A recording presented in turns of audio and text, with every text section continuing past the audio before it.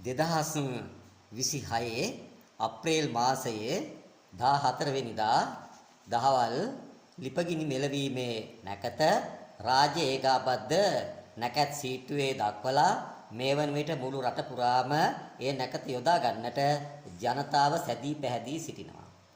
මේ නැකත සකස් කිරීමේදී පැරණි ලිත් කතෘවරුන් 5 දෙනෙක් ඒ වගේම විද්වත් ජ්‍යොතිර්වේදීන්ගේ සංවිධානයේ නැකත් කමිටුව නිවේදනය කරමින් ජ්‍යොතිර්වේදීන් ප්‍රවීණ ජ්‍යොතිර්වේදීන් 4 දෙනෙක් ඒ වගේම සිඛර පංචාංග ලිත් අත්පොතේ කතෘ ඉදිරිපත් වෙලා මේ 10 දෙනෙකුගේ කණ්ඩායමක් විසින් එදා ඒ නැකත් පත්‍රය සංශෝධනය කරමින් ඒකාබද්ධ නැකත් සීටුව සකස් කරනු ලැබුවා. නමුත් මේ වන විට ඒ පැරණි ලිත් කතෘවරුන් එම සංශෝධන නැකත් පත්‍රයේ සකස් කිරීමට තමන් දායකත්වයක් දැරුවේ නැහැ. තමන් ඒවට අත්සන් කළා නැහැ. තමුන් ඒව ප්‍රතික්ෂේප කරනවා කියලා දැන් ඉවත් වෙලා ඉන්නවා. දැන් එහෙනම් ඉතුරු වෙලා ඉන්නේ ශ්‍රී ලංකාවේ ඒ විද්වත් ජ්‍යොතිර්වේදීන්ගේ සංගමයේ නැකත් කමිටුව විතරයි. දැන් ඒ වගකීම ඒ නැකත් පත්‍රයේ සකස් කිරීමේ වගකීම අපි ගන්නවා. කාරවක්වත් පාවා දෙන්නේ නැහැ. ඇමතිවරයා පාවා දෙන්නේ නැහැ. ඇමතිවරයා නැකත් හැදුවා කියා දෝෂාරෝපණ එල්ල කරනවා. ඒ වගේම සංස්කෘතික අමාත්‍යාංශයේ නිලධාරීට දෝෂාරෝපණ එල්ල කරනවා. ඒ කිසි කෙනෙකුගේ සම්බන්ධයක් නැහැ. මෙහෙම ඒ වගේ චෝදනා අපවාද එල්ල කරන්නට. ඒකේ වගකීම සම්පූර්ණ වශයෙන්ම දැන් ඉතුරු වෙලා ඉන්න 5 දෙනාද ඒ අපි 5 දෙනා ඒ වගකීම බාර ගන්නවා. අපි තමයි නැකත් පත්‍රය හදලා දුන්නේ. ඒ අනුව අපි හදලා දීපු නැකත් පත්‍රයේ ඒ අවස්ථාවට 2026 4 වෙනි මාසේ 14 වෙනිදා දහවල් 10:51ට මිථුන කියන ලග්නය උදා වෙලා තිනවා. මේ මිථුන ලග්නයේ ලග්නාධිපතියා 10 වෙනි තැන්පත් වෙලා ඉන්නවා. 10 වෙනි අධිපතියා ගුරු ග්‍රහයා ලග්න ස්ථානයේ තැන්පත් වෙලා ඉන්නවා. ඒ නිසා මේ ඥානකාරකයා බුද්ධිකාරකයා දෙන්නගේ අතරේ පරිවර්තනයක් ක්‍රියාත්මක වෙනවා. ඒ වගේම මේ සූර්ය සංක්‍රාන්තියකදී සූර්යා බොහොම දුර්වලයි. සූර්යාගේ බලයක් ඇත්තේ නැහැ. ඒ නිසා අනිත් ආලෝක ග්‍රහයා වර්ණා වූ චන්ද්‍රයාගේ බලය තියලා තමයි නැකත හදාගන්න වෙන්නේ. ඒ අනුව අපි ඔය අවස්ථාවේදී චන්ද්‍රයා නමවන්නේ භාග්‍යස්ථානයේ තියලා තියෙනවා ධනස්ථානයේ දෙවන්නේ අධිපතියා වශයෙන්. එතකොට ඒ වාගේම මේ චන්ද්‍රයාගේ කාල හෝරාවත් අපි යොදලා දීලා තිනවා. ඒත් එක්කම පංචමය වශයෙන් ගුරුගේ පංචමය අරන් තිනවා ලග්නගත ගුරු විසින් දෝෂ භංග කරගන්න තත්වයක් තියෙන නිසාවෙන්. මෙන්න මේ අනුව තමයි අපි ඔය නැකත ඒ අවස්ථාවට හදලා දීලා තියෙන්නේ. දැන් මේ නැකතේදී අරන් තියෙනවා මීන ලග්නයේ තුලා කියන නවාංශකය. ඒ අවස්ථාවේදී මීන ලග්නයේ තුලා කියන නවාංශකය යෙදෙනවා. දැන් මේ පිළිබඳව තවත් පරීක්ෂණයක් කරලා බලද්දී පේනවා ඒ මීන ලග්න ස්ථානයේ ඉඳලා ඉදිරියට ගැනගෙන යනකොට 8 වෙනි කොටුවටත් වැටෙනවා තුලා කියන එක. මීන ලග්නය කටක නවාංශකයෙන් පටන් අරගෙන ගියපුවාම කටක සිංහ කන්‍යා තුලා වශයෙන් 4 වෙනි නවාංශකය වන්නේ වී නමුත් මීනයේ ඉඳලා ඉදිරියට ගණන් කරනකොට 8 වෙනි කොටුවට ඔය තුලාව වැටෙනවා. දැන් මෙන්න මේක බදාගෙන මේක පාදක කරගෙන තමයි මේ මඩ ව්‍යාපාරයක් යනු ලබන්නේ. දැන් අපි අහනවා මෙන්න මෙහෙම තත්ත්වයක් පහුගිය අවුරුදු වල තිබුණා.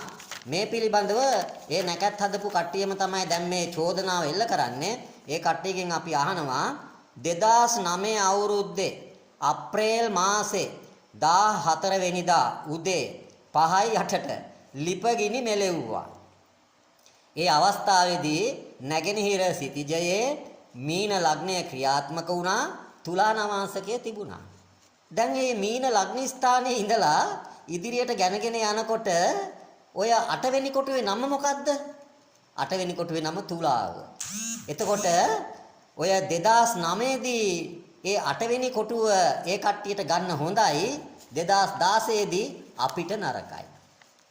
ඒ විතරක්ද 2015 අවුරුද්දේ අප්‍රේල් මාසේ 14 වෙනිදා ඔන්න පස්වරු 2:05ට ලිපගිනි මෙලෙව්වා.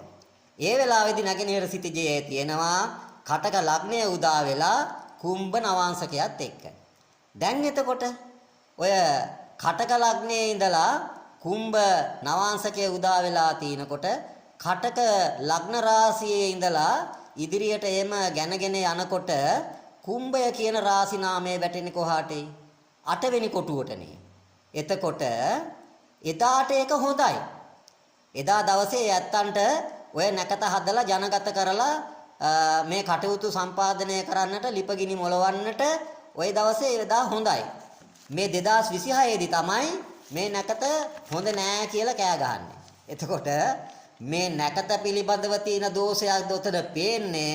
එහෙම නැත්නම් මේ නැකත් පත්‍රය හදලා ඇමතිතුමාට ඉදිරිපත් කරලා සංස්කෘතික අමාත්‍යාංශයේ නිලධාරීන් පිළි අරගෙන අති ගෞරවනීය මහානායක මහා සංඝරත්නයට මේක පිරිනමලා රටේ ජනතාවට පිළිගන්නට රාජ්‍ය මුද්‍රණ දෙපාර්තමේන්තුවෙන් ප්‍රසිද්ධියට පත් කරලා මේ නැකත දැන් තියෙනවා. මේ තියෙද්දි මේවාට සම්බන්ධ වෙච්ච නැති අය මේ මොකද මේ කෑ ගහන්නේ? මේ කෑ ගහන්නේ ඔය නැකතේ වරදකට නෙමෙයි. නැකත හදාපු අපේ මේ විද්වත් ජ්‍යොතිර්වේදීන්ගේ සංවිධානයේ නැකත් කමිටුවට දැන් පේන්න ඉන්න 5 දෙනෙක් ඉන්නවනේ. දොන්න ඔය 5 දෙනාට තමයි දැන් මේ විරෝධය දක්වගෙන එන්නේ. ඒ නිසා අපි කියන්න කැමතියි මේ විදිහේ දේවල් මීට වැඩිය දේවල් තියෙනවා. පහුගිය නැකත් පත්‍රවල ඔය හදාපු ඒවයි ඔක්කොම වාර්තා ඔය විද්වත් ජ්‍යොතිර්වේදීන්ගේ සංගමය අද එකතු කරගෙන තිනවා. ඒ නිසා මේ බොරු කතා පවත්වලා ජනතාව මුලා කරලා මේ අවුරුදු කටේ තියලා මේ වගේ අසමත් ಜಾති වැඩ කරන එක නම් යහපතක් නෙවෙයි කියන එකයි අපි පෙන්නලා දෙන්නේ. මේ විදිහේ වැඩ කිරීම තුල මේකෙදි අපි කොයි වෙලාවෙ හෝ මේ පිළිතුර ලබා දෙන්න නියමිතයි අවශ්‍යයි. ඇමතිතුමා නැකත් හැදුවේ නෑ. නැකත් හැදුවේ විද්වත් ජ්‍යොතිර්වේදීන්ගේ සංවිධානයේ නැකත් කමිටුව. ඒ නැකත් කමිටුවේ නියෝජිතයන් වශයෙන් ඉදිරිපත් වෙච්ච අපි 5 දෙනා සාකච්ඡා කළා. දැන් ඒ පැරණි ලිත් කතුරුවරු ඒවට සම්බන්ධුනේ නැහැ කියලා ඉවත් වෙනවා නම් ඉතින් අපට ප්‍රශ්නයක් නැහැ.